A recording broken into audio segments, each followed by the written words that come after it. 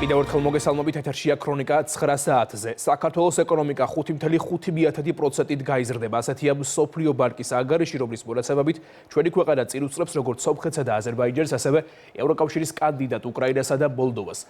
ივნისის პროგნოზთან შედარებით მაჩვენებელი 0.5%-ითაა გაზრდილი. ანგარიში ნათქვამია, რომ გლობალურმა ეკონომიკამ მოსაოდელზე გაცილებით მაღალი მდგრადობა გამოავლინა. მსოფლიო ბანკის პროგნოზით 2026 წელს კავკასიის რეგიონის ქვეყნების ეკონომიკა შემდეგი პროცენტული მაჩვენებლით გაიზრდება. საქართველოს 5.5-ით, სომხეთის 4.9-ით, აზერბაიჯანის კი 1.8-ით. რაც შეეხება ასოცირებულ ტრიოს, მოლდოვის ეკონომიკა 2.7%-ით, უკრაინის კი 2%-ით იზრდება. მსოფლიო ბანკმა მორიგი ანგარიში გლობალური ეკონომიკური პერსპექტივები 2026 გამოაქვეყნა. ეს არის იმის შედეგი, რომ ქვეყანაში მშვიდობა, სტაბილურობა და სწორი ეკონომიკური პოლიტიკა ასე ვთქვათ ხორციელდება. ჩვენ ვართ ლიბერალური ღია ეკონომიკა, ამიტომაც გვაქვს ჩვენ მაღალი საინვესტიციო ასე ვთქვათ პოტენციალი ბებე, რაც ნიშნავს იმას, რომ საქართველოს პერსპექტივაში კიდევ უფრო მეტ ინვესტიციას მიიღებს და ეს კიდევ ერთხელ გვიჩვენებს, რომ ამ სწორმა პოლიტიკამ საქართველოს მართლა ლიდერობა მოუტანა. ქართული დროშის ანტისახელმწიფოებრივი გზავნილისთვის გამოყენების შესახებ ევროკავშირის საელჩო ქრონიკის კითხვას ამ დრომდე არ პასუხობს. საქმე ეხება გამოქვეყნებულ ვიდეოს და სახელმწიფოს მთავარი სიმბოლოს დღის ანტისახელმწიფოებრივი გზავნილისთვის გამოყენებას. მმართველ გუნდში ამბობენ, რომ ევროკავშირი პირდაპირ ახალისებს ძალადობას და მხარს უჭერს ძალადობრივ ქმედებებს. რამდენიმე წამიან ვიდეოში გამოიყენეს საპროტესტო აქციების კადრები და არის მოწოდებაც. საპარლამენტო უმრავლესობის წევრებს მიაჩნიათ, რომ ვიდეოთი ნათლად გამოჩნდა ევროკავშირის რეალური მიზნები.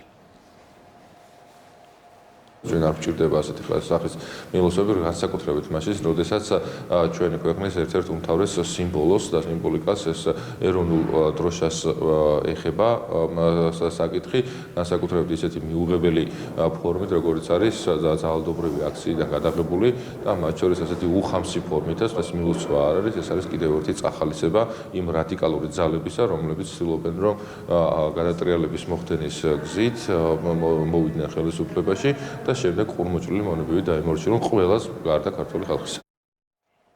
განზრახველობის ბრალდებით 34 წლის კაცი დააკავეს, რომელმაც მარჯანიშვილის ქუჩის მიმდებარე ტერიტორიაზე ბასრის საგნის გამოყენებით სასიკვდილოდ დაჭრა 38 წლის ქალი და შემთხვევის ადგილიდან მიიბალა.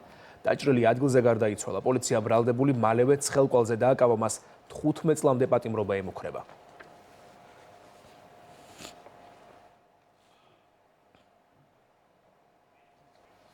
და საქართველოს ისევ მაღალია ზვავ საშიშვების რისკი გუდაური ფოსტაკობის მონაკვეთზე. შესაბამისად, უსაფრთხოების მიზნით შეჩერებულია გაწმენდითი სამუშაოების წარმოება და ამ დრომდე აკრძალულია ყველა სახის ტრანსპორტის მოძრაობა. გარკვეული სახის მოძრაობის რეჟიმია დაწესებული მხოლოდ მაღალმთიან რეგიონებში. მოყინული გზის ინტენსიური თოვლისა და რთული მეტეოროლოგიური პირობების გამო მისაბმელიანი და ნახევრად მისაბმელიანი ავტოტრანსპორტის მოძრაობა შეზღუდულია ნაქერალას უღელტეხილზე, საჩხერე რაჭის გზაზე, ქუთაისი ალპანა მამისონის გზის, ქორენიში შოვის მონაკვეთზე და ზუგდიდი ჯვარი მესტია ლასტილის საავტომობილო გზის ჯვარი უშკულის მონაკვეთზე. ყველა სახის ავტოტრანსპორტის მოძრაობა დროებით შეზღუდულია ნიჩბისი დიდგორი დიდი თონეთის საავტომობილო გზაზე, ბათუმი ახალციხის გზის კურორტ გოდერძი უწყისუბნის მონაკვეთზე, კორშა შატილისა და უშკული ლასტილის მონაკვეთზე. მხოლოდ მაღალი გამოვლობის ტრანსპორტის მოძრაობაა დასაშვები გომბორის უღელტეხილზე, ორბელის უღელტეხილზე და ბათუმი ახალციხის გზის 50 და 103 კილომეტრებზე. ხეთასტეფანწმინდა ლარსის საავტომობილო გზაზე, კონკრეტულად გუდაური ფოსტაკობის მონაკვეთზე მაღალი ზღვასაშიშროების გამო გარემოს ეროვნულ სააგენტოს დაწესებული აქვს რეჟიმი, რომელიც გულისხმობს ყველა სახის ავტოტრანსპორტის გადაადგილების შეზღუდვას. თბილիս-ენაკილეს-სელიძის რიკოთის უღელტეხილის მონაკვეთზე ძლიერი თოვის და ქარბუქის გამო წუხელ რამოდენიმე საათით იყო შეზღუდვა მისაბმელიან და ნახევრად მისაბმელიან ავტოტრანსპორტზე. ინტენსიური სამუშაოების ჩატარების შედეგად თბილիս-ენაკილეს-სელიძეზე სრულად აღდგენილია ყველა სახის ავტოტრანსპორტისთვის მოძრაობა. ცივი და დროგამოშობით ნალექიანი ამინდი საქართველოში 18 იანვრამდე შენარჩუნდება. დღეს თოვლი და ქარბუქია მოსალოდნელი როგორც აღმოსავლეთ, ისე დასავლეთ საქართველოს მთიან და მაღალმთიან რაიონებში. ნალექი თოვლის სახით მოსალოდნელია ზღვის სანაპირო ზოლში და აღმოსავლეთ საქართველოს დაბლობში. ქართლსა და კახეთშიც ზოგან იქნება თოვლი, ხოლო ტემპერატურა +1, +4 ფარგლებში. რაც შეეხება თბილისს, დღეს და ხვალ ცივი და უმეტესად უნალექო ამინდი იქნება, ხოლო 17 იანვარს დედაქალაქშიც მოსალოდნელია თოვლი. აირის ტემპერატურა ღამით -3, -5, დღესით კი +2, +4 გრადუსი იქნება.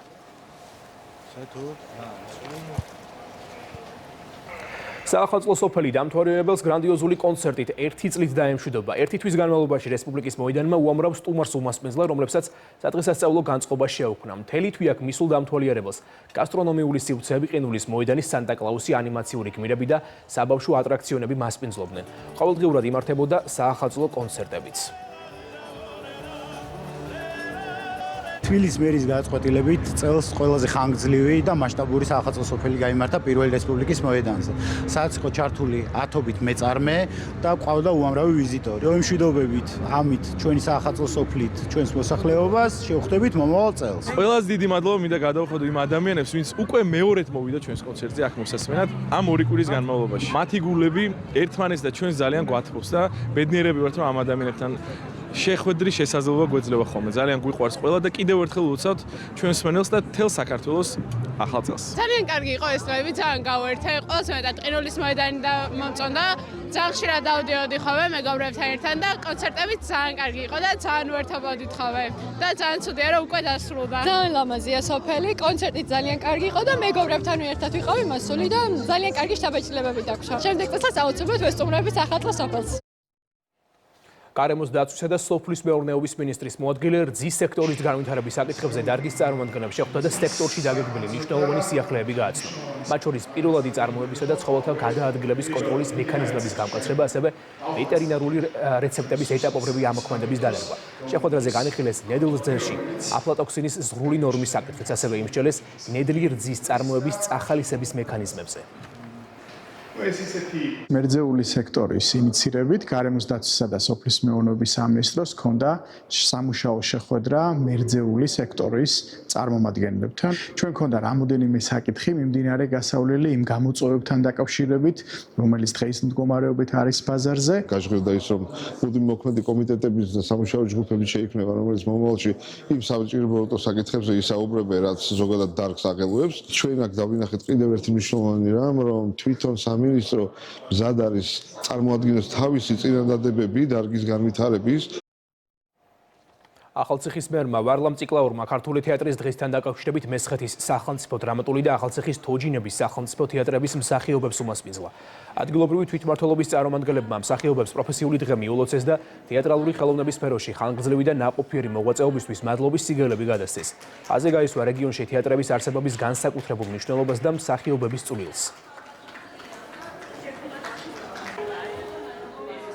დღევანდელი დღე ჩვენი თეატრის ისტორიაში ჩაიწერება როგორც ერთი სასიამოვნო ფურცელი.